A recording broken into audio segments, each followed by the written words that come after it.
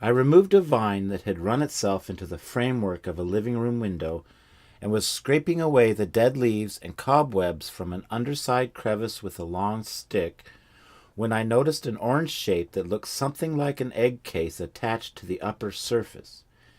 It was well above my head, and as I scraped it off, it dropped like a stone to the ground.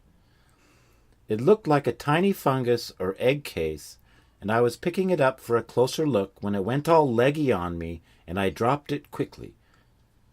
Catching it in a glass jar, I could see that it was a spider, the largest I've ever seen.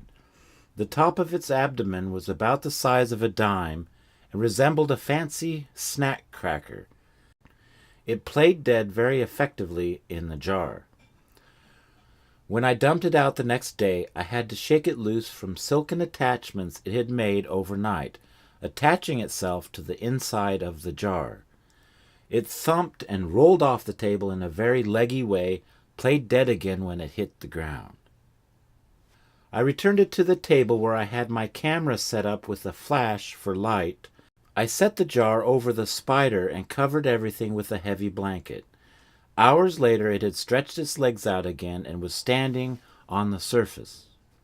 Soon after this last shot I released it out by the garage in case it wanted to climb up again, and it rolled scrambled away down into the pine needles and leaf litter.